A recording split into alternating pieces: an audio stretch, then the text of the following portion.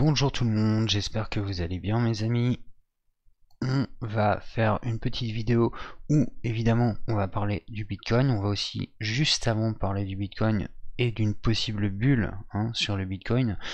On va parler aussi un petit peu de la mécanique de flux financier parce qu'il y a énormément de nouveaux qui arrivent sur le marché, c'est-à-dire de jeunes investisseurs. J'en ai rencontré plusieurs moi-même ces dernières semaines. Eh bien en fait on va quand même leur lancer un message de prudence. Pour beaucoup d'entre vous, vous avez vécu 2017, beaucoup d'entre vous sont rentrés tout en haut de la bulle et se sont fait complètement éclater, je crois qu'il n'y a pas d'autre mot, et puis c'est comme ça qu'on apprend le trading, c'est en faisant des erreurs, etc. Moi j'avais fait ma chaîne à ce moment-là d'ailleurs, et on va parler un petit peu de ça, de la mécanique des flux financiers. Ok. Donc là on est sur le Bitcoin. On est le 14 juillet. Donc là, là on est le 15, il est 1h du matin. 14 juillet, donc défilé, etc. J'ai écouté un petit peu le discours du président au replay tout à l'heure, on va parler juste de ça juste avant. Qui était assez hallucinant. J'ai retenu un truc surtout, c'est que visiblement le français va travailler plus, va être exploité plus, n'aura pas de retraite. Et c'est un haineux. Parce qu'il y a quelqu'un à Bayonne qui est mort d'un coup, de plusieurs coups d'ailleurs, donnés par 4 soi-disant jeunes de 40 ans, extra-européens, qui ont été tués. Et lui, il y a une manifestation, c'est plutôt des gens qui ont marché dans la rue pour célébrer sa mémoire et dire qu'ils en avaient un peu ras le cul de la violence, etc. à Bayonne, donc ils sont un peu comme les Corses, ils ont un petit peu des couilles quand même, et lui il a dit que c'était de la haine. Et sur Twitter tout à l'heure, j'étais juste voir juste avant de commencer cette vidéo, il y avait des journalistes de l'Obs sous pseudo qui disaient que ces gens-là, donc les gens qui manifestaient, étaient néo-nazis.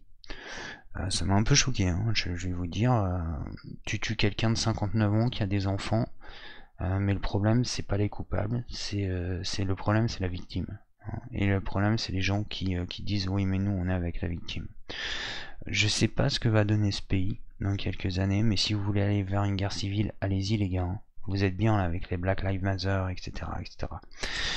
Je voudrais parler de la censure aussi, en 2 secondes. Il y a énormément de censure, vous l'avez vu. Alors soi-disant c'est pour toucher le suprémacisme blanc et toutes ces conneries.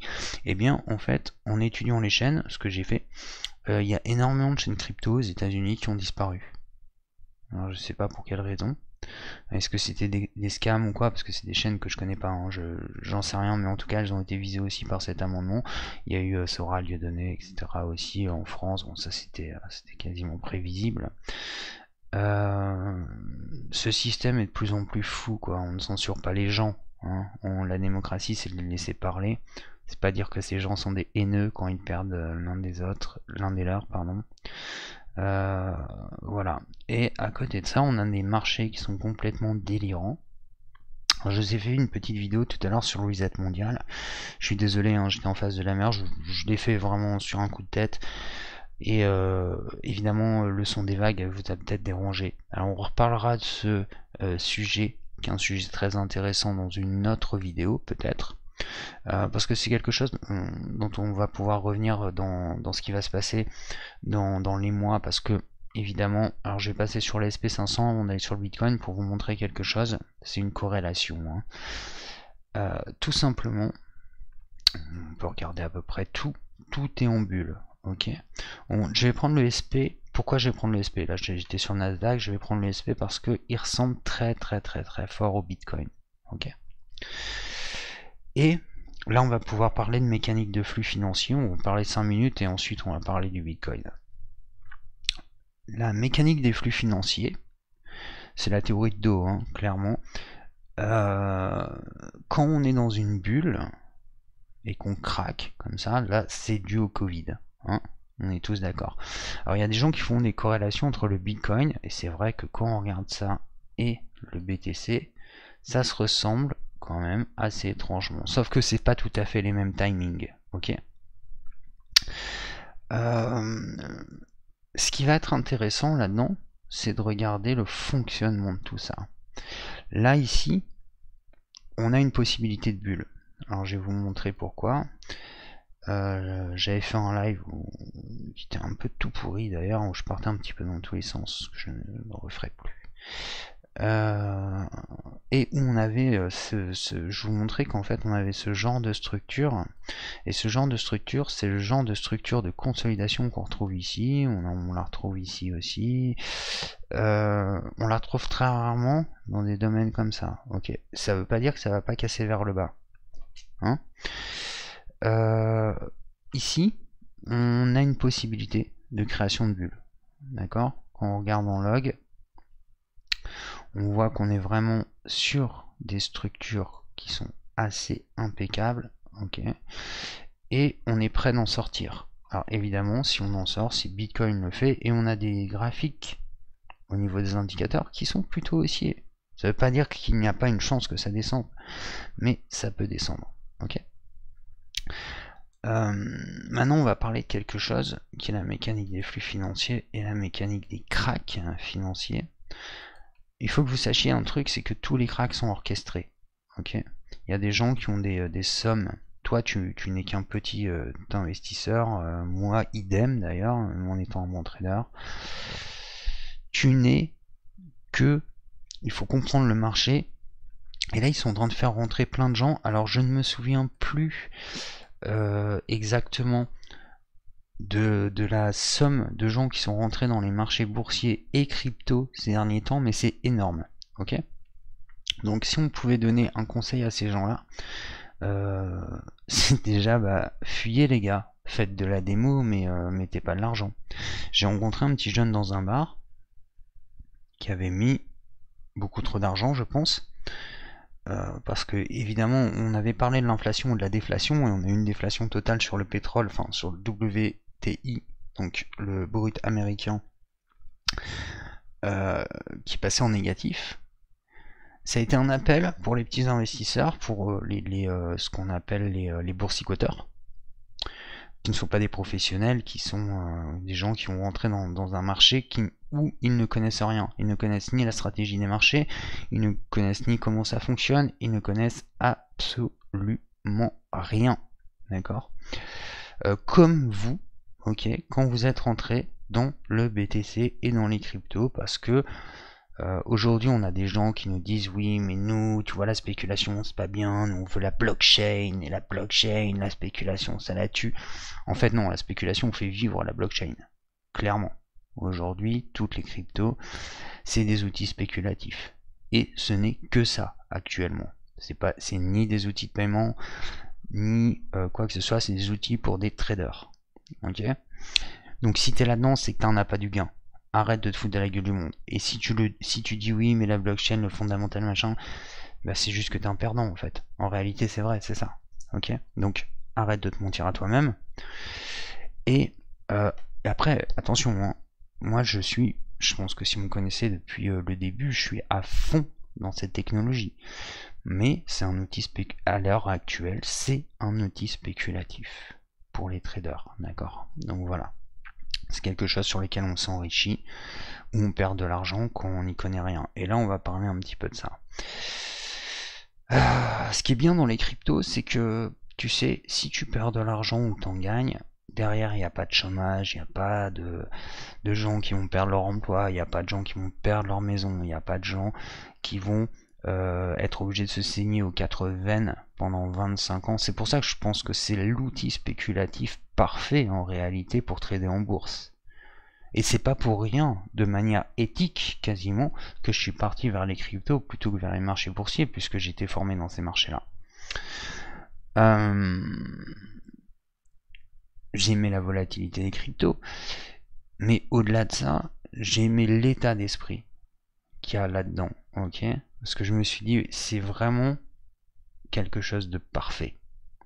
Je peux le shorter, je peux l'acheter, et je peux toujours m'en sortir en fait au final, mais je fais du mal à personne. Si je perds de l'argent, j'en perds, si j'en gagne, j'en gagne. Il se trouve que j'ai plutôt tendance à en gagner quand même, mais c'est un outil spéculatif parfait. Et aujourd'hui, la crypto n'est que ça.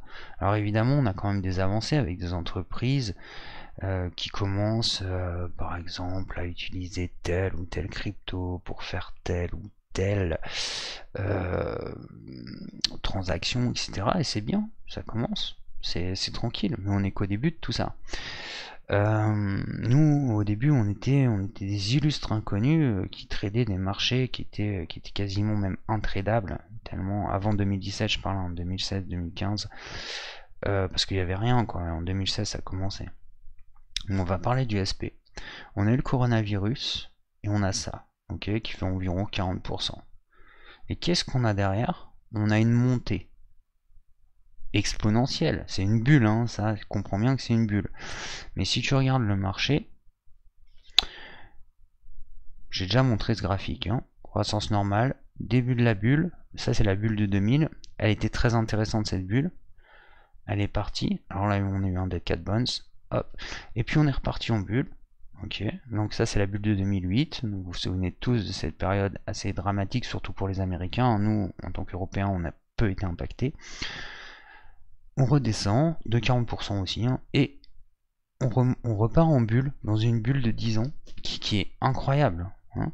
Elle est folle cette bulle là, et là on fait 40%, et moi je te dis que là tu vois on va redépasser les plus hauts sur le SP. Alors ça ressemble, c'est ce qui va permettre peut-être au Bitcoin de faire, sans que je crée une réelle corrélation, hein, entre le Bitcoin et le SP, parce que comme je l'ai dit les timings sont différents, mais cela dit, ici on a beaucoup de divergences baissières, etc. Mais cela dit, si on se met en 4 heures, on se dit que c'est haussier. Ok, ça va continuer à monter. Moi je te dis qu'on va dépasser le plus haut. Dans un monde post-Covid. C'est-à-dire dans un monde qui vient de vivre ce que jamais l'humanité n'a vécu. Jamais.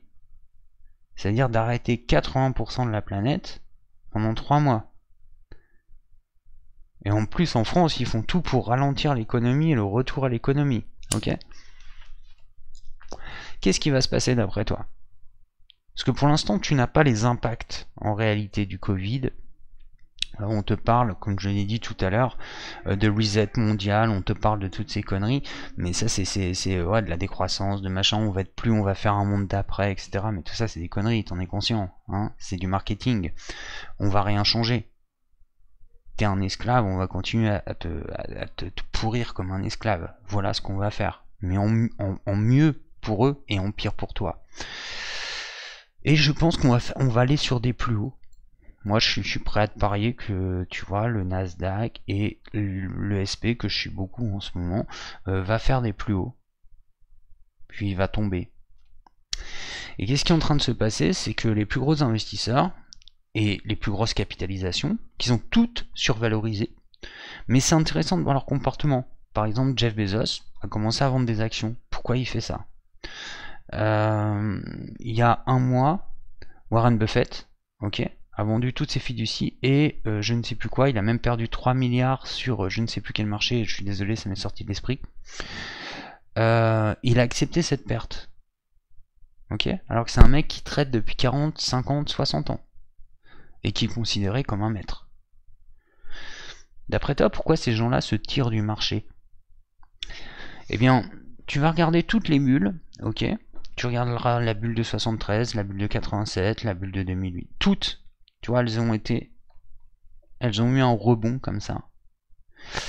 Là, normalement, on devrait être un dead cat bounce, hein, logiquement. Mais ça va continuer à monter quand même.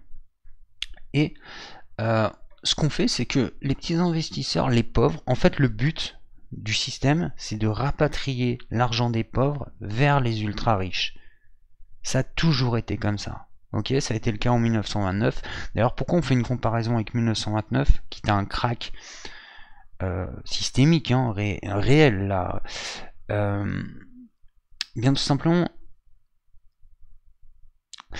1929 a été un crack énorme, et en particulier pour des pays comme l'Allemagne par exemple, qui ont vraiment été extrêmement impactés. Les femmes vendaient leurs enfants à des pédophiles sur la route, c'est des réalités tout ça, ok. elles vendaient leur corps, etc. Enfin, c'était vraiment ignoble. Il y avait même des mecs qui faisaient de la transaction de chair humaine. Je sais pas si tu imagines au niveau de barbarie à laquelle ça peut amener un peuple, ce qui a amené le nazisme par la suite d'ailleurs, etc. Donc voilà. On n'en est peut-être pas encore là parce que nous on a le quantitative easing, etc. Mais il n'y a jamais eu autant de fric dans les marchés. Ok, 1929 c'est de la pacotille à côté. Si tu prends l'argent qui circule aujourd'hui et à l'époque, mais je ne sais même pas, je dis un chiffre au hasard, je ne sais même pas si on a 2%. Comprends bien ça, quoi. C'est-à-dire qu'il n'y a jamais eu autant de richesse que depuis 40 ans. Et ça s'est accéléré par rapport aux années 80.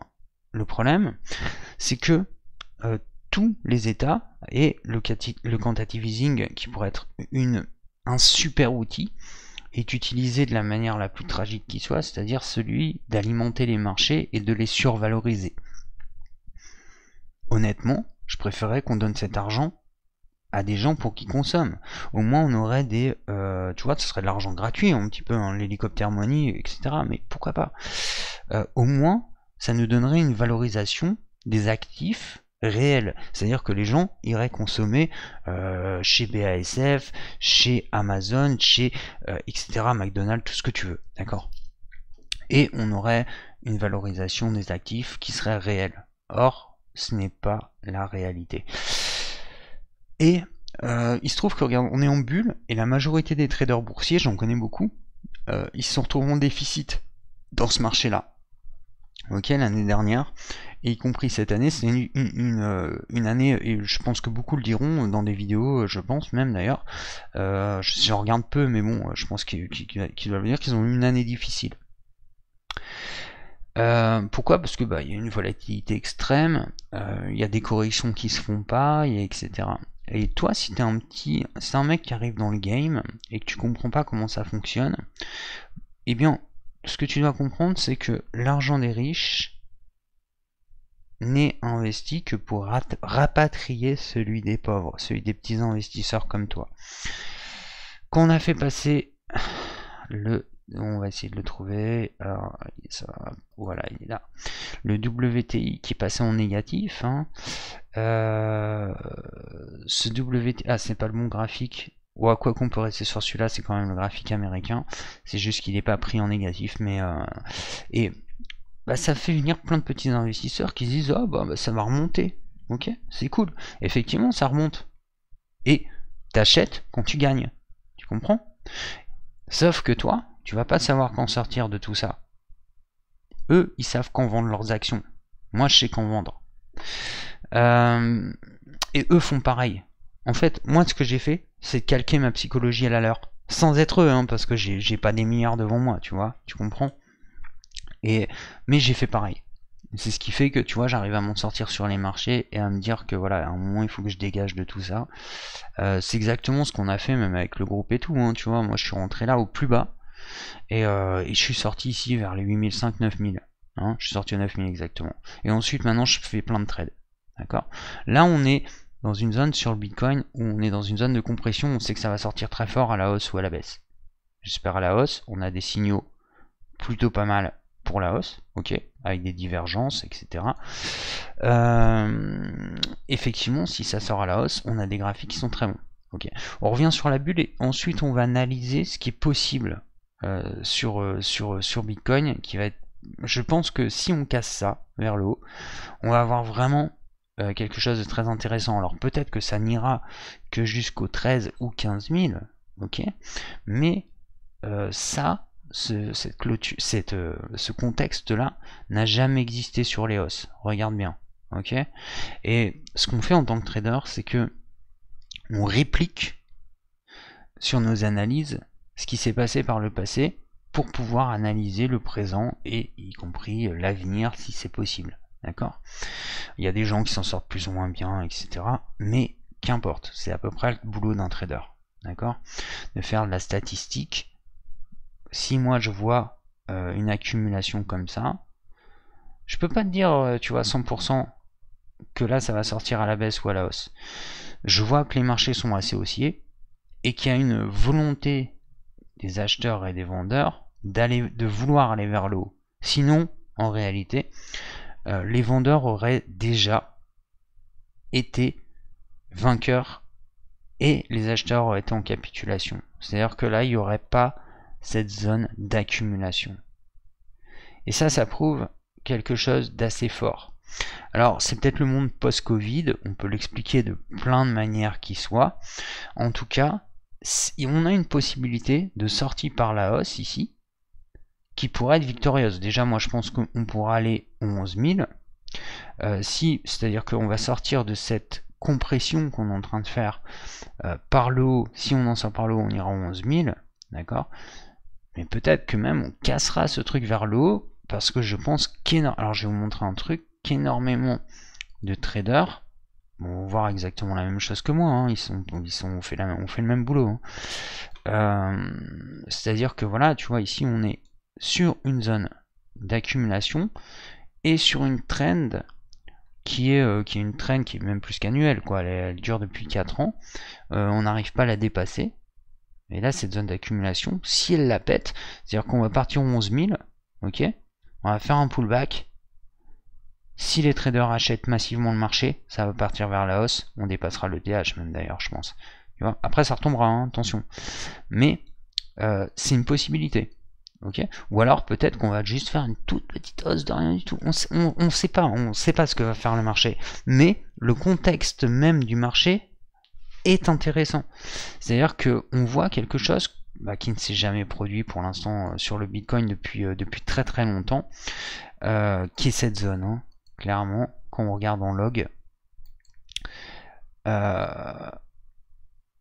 Qui est cette zone qui vient ici, hein, s'accumuler comme ça et qui n'est pas tout à fait normal. Alors moi normalement dans mon contexte de trading, normalement on devrait déjà tous être baissier et prendre des shorts en réalité, mais on l'a pas fait, on attend, on est dans le trading, il faut de la patience, hein. Et il y a des moments quand tu es dans des zones particulières comme celle-là, tu dois attendre, clairement.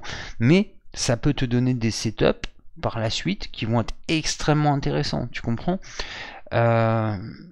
Ces setups vont pouvoir, s'ils se déclenchent à la hausse, effectivement, là on va pouvoir avoir quelque chose d'extrêmement beau. Et je suppose que vous regardez beaucoup des vidéos d'Hotmec, etc. Et je suis quasiment sûr qu'ils voient à peu près la même chose que moi. J'ai peu l'occasion de regarder, hein, pour tout vous dire. Je crois que j'ai regardé 2 vidéos ces derniers temps de trading crypto et les mecs voyaient aussi une possible hausse. Ok, mais normalement à la base, moi je voyais un retour, hein, quand même ici. Mais maintenant, je vois une capacité du marché de le faire. Alors on peut le voir sur les marchés où on a des divergences haussières, hein, qui se font clairement sur Ether. Elle est très belle, hein, et en daily, donc c'est quand même assez extraordinaire. On est toujours dans une zone d'achat. Et encore une fois, ça ne ressemble jamais à un sommet. Regarde tous les sommets, analyse tous les sommets. Ça ne ressemble absolument pas à un sommet, ça ressemble à ça. Ok, là on est dans une vague baissière, accumulation. Ok, il n'y a plus de volatilité, distribution à la baisse. Ici on a la même chose. Ok, triangle, accumulation, plus de volatilité, distribution, et on arrive ici. Et bien là ça ressemble étrangement à ça, ça ressemble absolument pas à un top. Ok, donc ça c'est intéressant. Pour les débutants, pour revenir à ce que je disais juste avant, soyez conscients que si tu rentres sur le SP, le machin, etc., leur but c'est de rapatrier tes capitaux. Le but d'un trader, c'est de gagner contre toi. C'est une guerre, hein, le trading. Le trading, c'est un perdant, un gagnant. C'est quel est celui qui a la bonne analyse au bon moment, dans le bon timing. Quel est celui qui a la capacité de se retourner par rapport à l'investisseur. Un trader, c'est pas un investisseur, hein. Moi, je suis un spéculateur, je suis pas un investisseur. J'investis. Tu vois, je fais des swings long terme, etc. Mais je me considère pas comme un investisseur. Je fais très peu d'investissement. Ce que je fais, c'est de la spéculation. Clairement. C'est-à-dire que je vois des opportunités, je rentre dessus, je sors, voilà. Il y en a qui se passent bien, il y en a qui se passent mal. Majoritairement, ça se passe plutôt bien, j'ai de la chance. Mais fondamentalement, ma manière de voir n'est pas celle d'un investisseur. Je suis pas en train de poser de l'argent en me disant ouais, dans 10 ans, c'est cool. Tu vois? Non. Moi, il faut que ça soit rapide. Rapide, ça veut dire que je prends la patience d'avoir le temps. Hein. Je peux prendre des positions qui vont durer. Comme là, j'ai pris des positions. Même si je suis rentré et sorti dessus, j'ai eu des positions longues. Ok, où je suis sorti à 9005. Mais fondamentalement, voilà, moi j'ai un esprit de spéculateur. Parce que je fais ça tous les jours, si tu veux. Et l'investissement est de moins en moins prégnant chez moi. Au fur et à mesure que, si tu veux, les connaissances s'accumulent, etc., et la compréhension du marché s'accumule, j'ai pas d'intérêt à rester 10 ans sur un marché. J'ai pas déjà, j'ai besoin de fric. Donc j'ai pas besoin de, tu vois, tous les mois faut que je paye, tu vois, ta maison, ta femme, etc., etc. Donc c'est de l'argent, et il faut que tu génères du revenu par rapport à ça. Donc je peux pas me dire ok, je vais mettre autant, tu vois, et me dire dans 10 ans je vais sortir. Je le fais absolument pas, c'est pas mon truc à moi. Mais je comprends que des gens le fassent. Mais quand vous faites ça, comprenez où il faut rentrer, où il faut sortir. Est-ce que je reviens sur je vais reprendre le SP. Si toi t'arrives et que tu connais rien dans le game, faut pas rentrer là-dedans, mon pote. Tu comprends? Je sais que tu vois que ça monte et que tu te dis oh, j'ai gagné de l'argent parce que ça monte et ça fait 42%. Mais toi, le moment où tu vas mettre du fric, c'est le moment où ça va tomber. Tu comprends? Parce que c'est ce qu'on est en train de faire sur le marché. Ça veut pas dire qu'il va pas y avoir une hausse et un moyen de faire des plus-values. Mais toi, tu sauras pas sortir. Tu sauras pas sortir là-dedans. Ok? Il faut quand même déjà du bagou pour savoir sortir sur une bulle.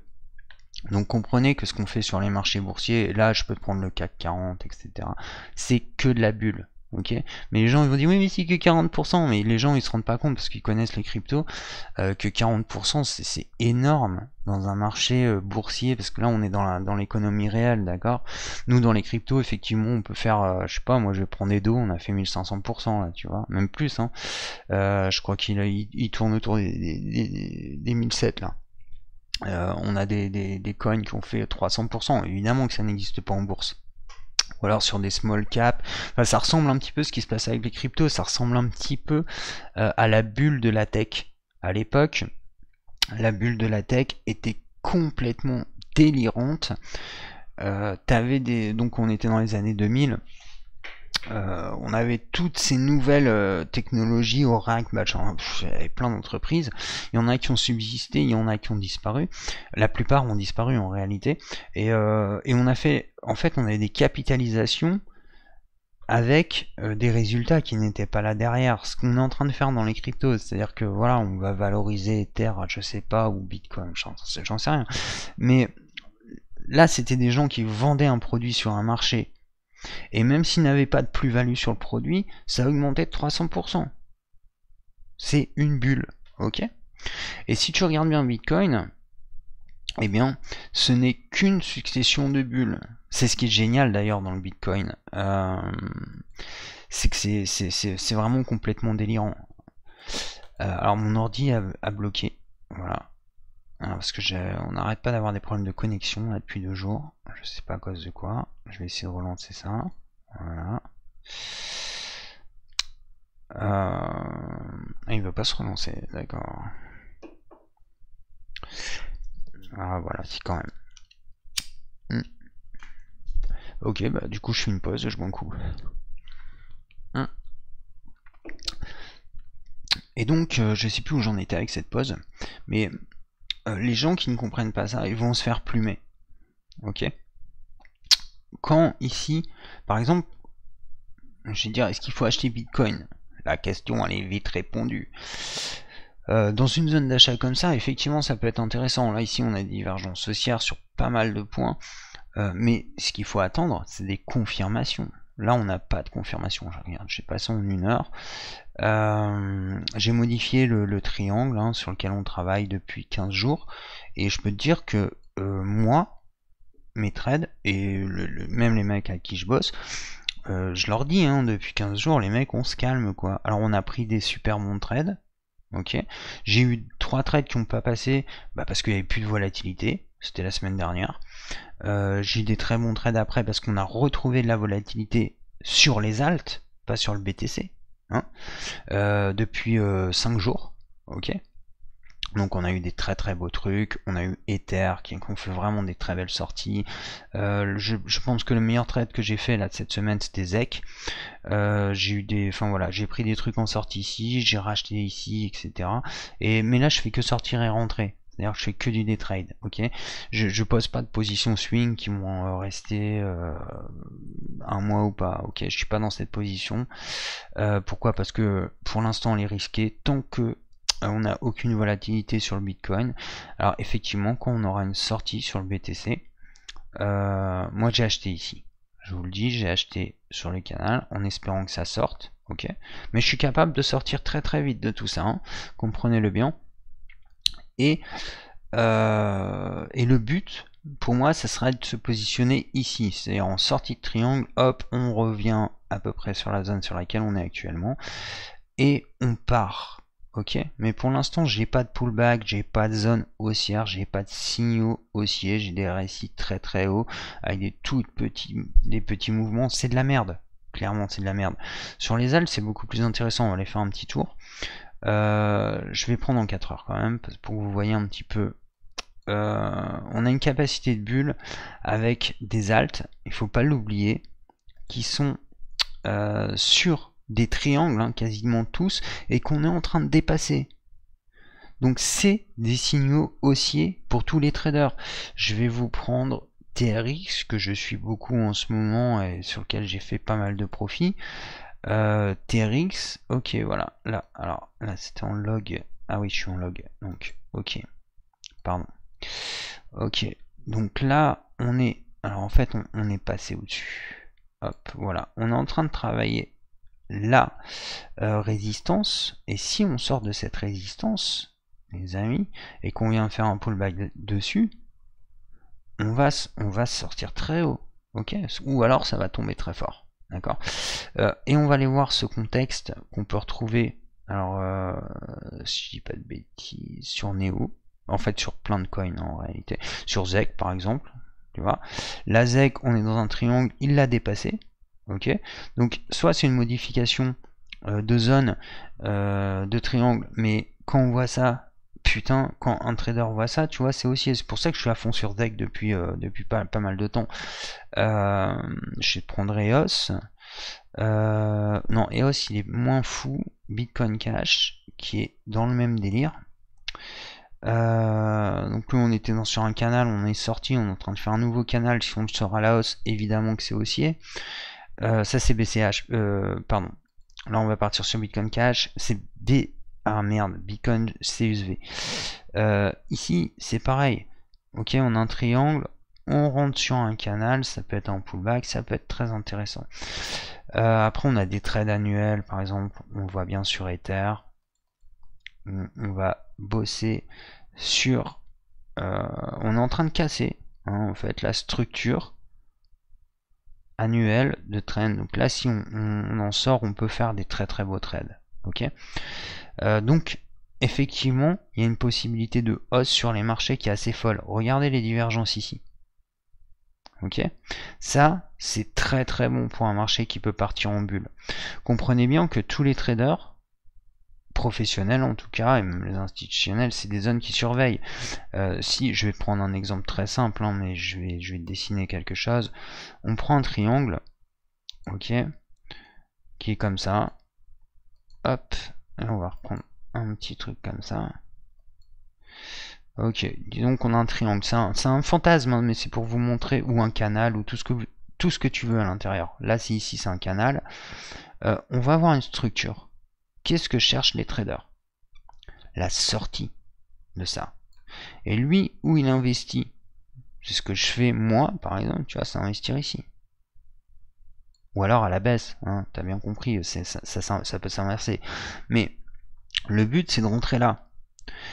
Quand on a des marchés qui sont relativement haussiers comme ça, avec des grosses divergences haussières, tant qu'elles tiennent, on a une capacité. Je suis pas en train de te dire que le marché va monter. Comprends bien. Je suis en train de te dire qu'il a une grande capacité à pouvoir le faire.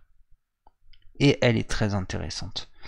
Et donc, si on sort de ça, là on a un pullback, par exemple sur Ether, ça devient intéressant quand même, tu vois. Après, il faut regarder en 1 heure, il faut regarder dans pas mal de trucs, etc. Ok, il faut vraiment qu'on sorte de ça. Là, c'est ce que j'ai dessiné. Ok, moi j'ai pris un trade ici, j'en ai pris un. C'était hier ou avant-hier, pardon. J'ai pris ici, j'ai fait ça, je suis sorti là, j'ai fait pareil sur ZEG, j'ai fait 20% sur ZEG, j'étais très content. Là, je l'ai repris là. Mon but c'est d'aller ici, mais en fait, ce que je recherche, ok, c'est pour ça que j'ai pris une fois et 2 fois. Ce que je recherche, c'est d'avoir une sortie haussière. Là, je sortirai et je me repositionnerai en pullback en renforçant ma position. Tu comprends? Alors, on peut aller voir, on va faire vite fait le marché, mais aujourd'hui, on se retrouve dans des zones qui sont vraiment très intéressantes pour quand je dis une possible bulle, c'est à relativiser, hein. Je te dis pas qu'on va dépasser les 20 000 et tout, je suis très loin de ça. Si par exemple je parle de BTC, si moi j'ai un setup qui se crée là-dessus et qui est intéressant, pardon, je rentrerai ici et je viserai les 11 200 environ, avec l'espoir de sortir de ça à la hausse. Ok, et dans ce cas-là, peut-être que je pourrais viser les 14 ou les 15 000. D'accord, mais pour l'instant, je suis à l'intérieur de cette zone en me disant, bah oui, possiblement, il y a une bulle. Et je pense que pour ceux qui me connaissent depuis longtemps, j'ai plutôt une logique contrarienne. En général, je sais pas si vous vous souvenez, hein, mais quand on était ici, ok, tout le monde disait, eh les gars, on va aller dépasser les 10 000 et tout. Je disais, ça va tomber, c'est tombé. Quand je disais depuis 1 an hein, déjà que à la fin on aura une phase de volatilité baissière après ce putain de triangle, qu'est-ce qu'on a eu? Une phase de volatilité baissière. Je vous rappelle où j'ai acheté sur ces 2 zones là. Ok, j'ai fait exactement pareil ici. D'accord. Donc je suis pas sûr à 100%, mais pour une fois j'y crois parce que le contexte, le setup de cette figure, etc. est tellement particulier qu'il est tout à fait probable qu'elle... Pour moi c'est une vague 4. Ok, j'arrête pas de te parler de 3, 4, 5 dans mes vidéos, même si j'en ai pas fait depuis longtemps, etc. Je recommence en septembre, hein, les gars. Là j'ai plein de trucs à gérer dans ma vie, donc voilà. 1, 2, 3, 4, 5, ok. 1, 2, 3, 4, 5. Alors la 5, on peut l'avoir ici. Tu vois, on peut l'avoir ici. On ne sait pas.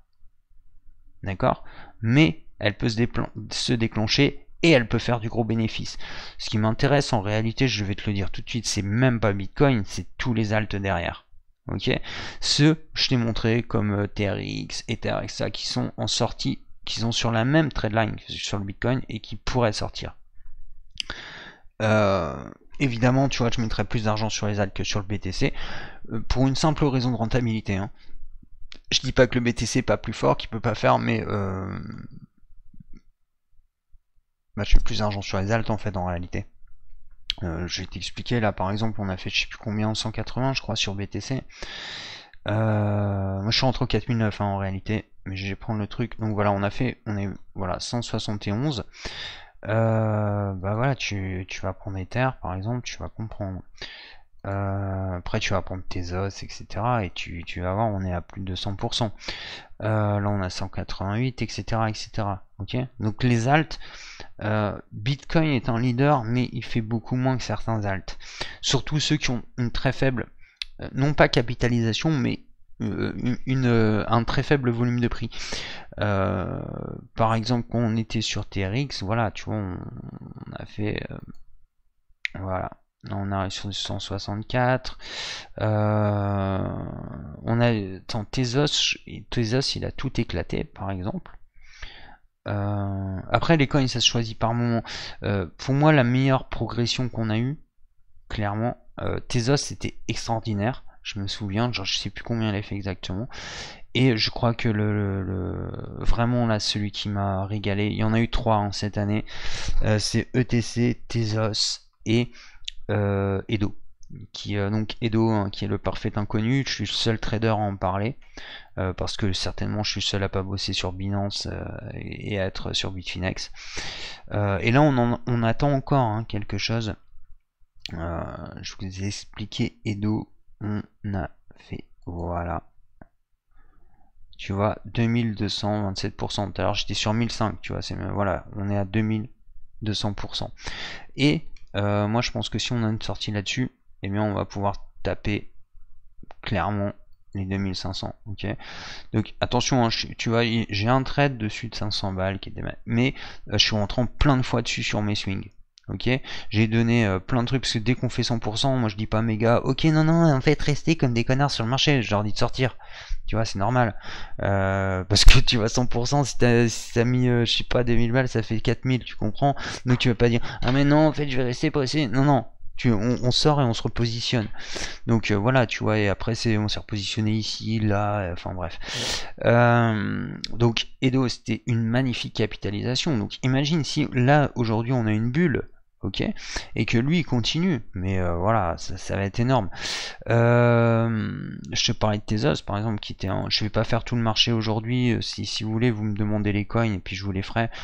Par exemple, voilà, XVG là il m'intéresse en ce moment. Je trouve qu'il est sur une zone, voilà, il est sur sa trend dans une heure. Ici, ça peut certainement se reprendre. Il y a de la divergence avec ces zones là, donc je pense que ça va repartir. Ça peut être intéressant. LTC, il n'y a rien à faire là-dessus, malgré qu'on voit des divergences haussières. Ok, pour l'instant c'est pas très intéressant. XRP c'est intéressant, c'est une très très grosse sortie de canal. Donc évidemment, moi ce que je vise en tant que trader, c'est les sorties de ça. Ok, c'est quand on fait des structures, tu sais, des fois je trade pas, ou alors je fais des petits trades comme ça, mais de 2-3 jours. Mais moi ce qui m'intéresse, c'est les sorties de figure. Je sais que vous êtes nombreux à faire du day trade, etc. Moi, ça me casse les couilles de faire ça, tu vois, de prendre plein de risques tous les jours, etc. Moi, ce qui m'intéresse, c'est de faire 20-30% sur une structure. Ok. Là, par exemple, moi, je suis dans une vague 4. Ok. Si je me positionne ici pour aller chercher ça. Je vais pas me faire chier, tu vois, rentrer le matin, je fais du jeu. Tu vois, c'est pas la bourse traditionnelle, on n'a pas de séance, mon pote. Les cryptos, tu vois, c'est un autre délire.